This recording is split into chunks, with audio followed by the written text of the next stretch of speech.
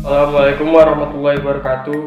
Kami dari kelompok 6 akan mempresentasikan materi tentang paragraf. Anggota kami terdiri dari Adam Taufikur Rahman, Agustina Triwulandari, dan Kemal Fikri Alfar. Pengertian paragraf. Paragraf adalah seperangkat atau sekelompok kalimat yang tersusun dari satu kalimat pokok dan beberapa kalimat penjelas. Kalimat pokok merupakan kalimat yang berisikan masalah atau kesimpulan dari paragraf itu sendiri.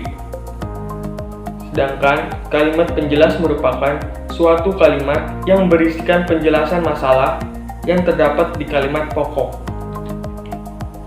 Ciri-ciri paragraf. Ciri-ciri paragraf yaitu yang pertama, kalimat awalnya terletak agak ke dalam 5 ketukan spasi untuk karangan yang biasa. Yang kedua, paragraf memakai pikiran utama yang dinyatakan dalam kalimat topik. Yang ketiga, setiap paragraf memakai sebuah kalimat topik dan juga selebihnya merupakan kalimat pengembang.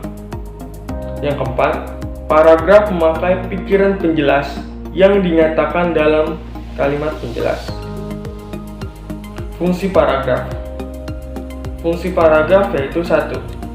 Untuk mengekspresikan gagasan yang tertulis dengan memberikan bentuk suatu pikiran dan juga perasaan ke dalam serangkaian kalimat yang tersusun secara logis dalam suatu kesatuan. Yang kedua, untuk menandai peralihan gagasan baru bagi karangan yang terdiri beberapa paragraf.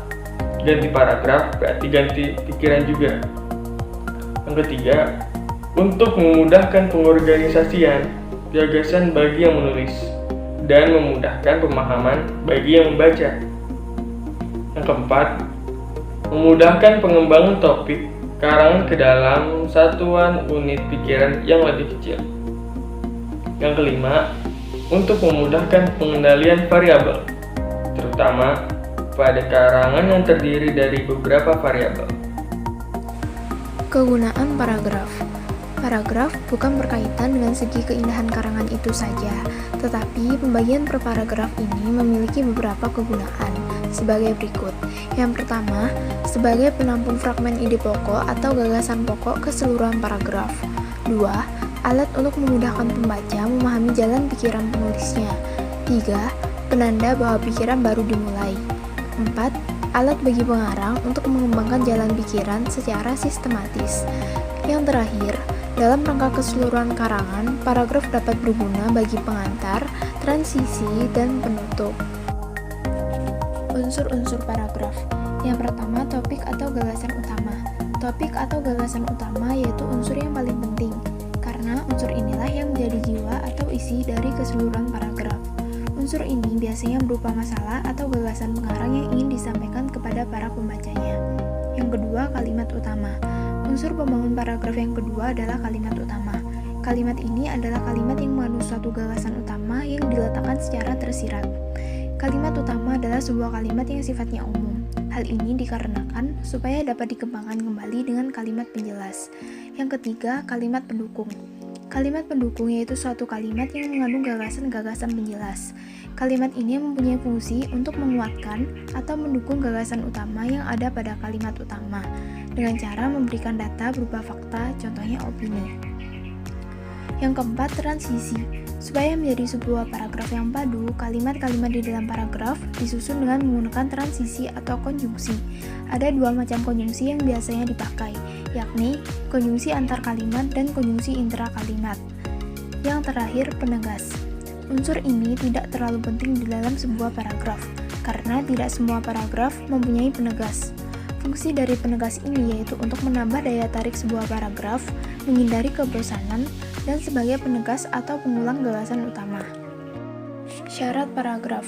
Yang pertama, kesatuan atau unity. Yang dimaksud dengan kesatuan, yakni suatu paragraf harus dibangun dengan satu pikiran yang jelas. Hubungan pikiran yang satu dengan pikiran lainnya menandakan bahwa paragraf sudah mempunyai kesatuan. Yang kedua, kepaduan atau koherensi. Kepaduan terwujud dari hubungan kompak antar kalimat pembentuk paragraf. Kepaduan yang baik terjadi jika hubungan timbal balik antar kalimat wajar dan mudah dipahami. Ada beberapa cara supaya paragraf mempunyai kepaduan yang kompak, yakni dengan memakai kata ganti, kata penghubung, serta perincian dan urutan pikiran. Yang terakhir, kelengkapan. Suatu paragraf dikatakan lengkap jika berisi kalimat penjelas yang cukup untuk menunjang kalimat pokok. Jenis-jenis paragraf. 1. Paragraf narasi. Paragraf narasi adalah suatu jenis paragraf yang menceritakan suatu kejadian atau suatu peristiwa berdasarkan urutan waktu. 2. Paragraf deskripsi. Paragraf deskripsi adalah paragraf yang isinya merupakan penggambaran dari suatu keadaan atau peristiwa menggunakan kata-kata, sehingga pembacanya seolah-olah ikut merasakan, melihat, dan juga mengalami langsung kejadian atau keadaan tersebut. 3. Paragraf eksposisi. Paragraf eksposisi adalah suatu paragraf yang bertujuan untuk memaparkan, menyampaikan informasi, mengajarkan, menjelaskan, dan juga menerangkan suatu topik kepada yang membacanya, dengan tujuan untuk memberikan informasi sehingga memperluas pengetahuan si pembaca. 4. Paragraf argumentasi. Paragraf argumentasi adalah suatu jenis paragraf yang mengungkapkan ide, gagasan, ataupun pendapat penulis dengan disertai bukti dan juga fakta. Tujuannya yaitu supaya si pembaca yakin bahwa ide, gagasan, dan pendapat tersebut adalah benar adanya dan terbukti. 5. Paragraf persuasi. Paragraf persuasi adalah suatu bentuk atau jenis karangan yang mempunyai tujuan membujuk pembaca supaya ingin berbuat sesuatu sesuai dengan keinginannya penulis. Supaya tujuannya bisa tercapai, penulis harus mampu mengemukakan pembuktian dengan menggunakan data dan juga fakta.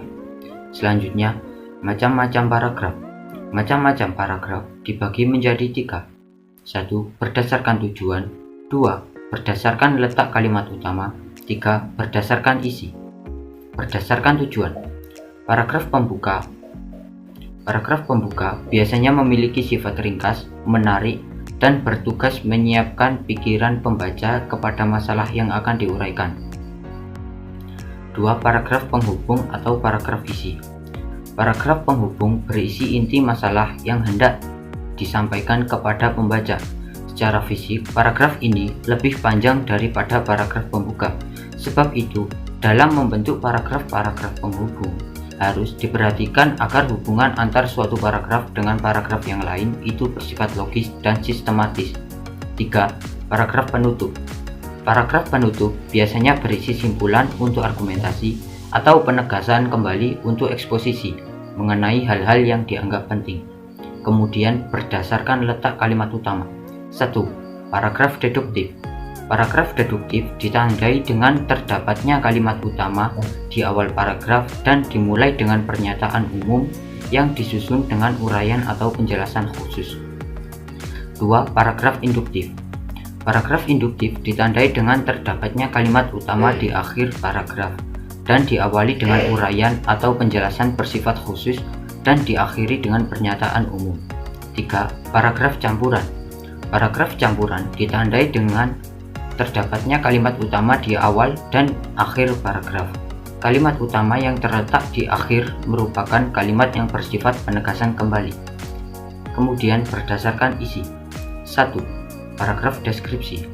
Paragraf deskripsi ditandai dengan kalimat utama yang tidak tercantum secara nyata dan tema paragraf tersirat dalam keseluruhan paragraf. Biasanya dipakai untuk melakukan sesuatu, hal, keadaan, dan situasi dalam cerita. 2. Paragraf proses. Paragraf proses ditandai dengan tidak terdapatnya kalimat utama dan pikiran utamanya tersirat dalam kalimat-kalimat penjelas yang memaparkan urutan suatu kejadian atau proses, meliputi waktu, ruang, klimaks, dan antiklimaks. 3. Paragraf efektif. Paragraf efektif adalah paragraf yang memenuhi ciri paragraf yang baik. Paragrafnya terdiri atas satu pikiran utama dan lebih dari satu pikiran penjelas. Tidak boleh ada kalimat sumbang dan harus ada koherensi antar kalimat. Sekian dari kelompok kami. Apabila ada pertanyaan, silakan ditanyakan. Apabila ada kesalahan, mohon dimaafkan. Terima kasih. Wassalamualaikum warahmatullahi wabarakatuh.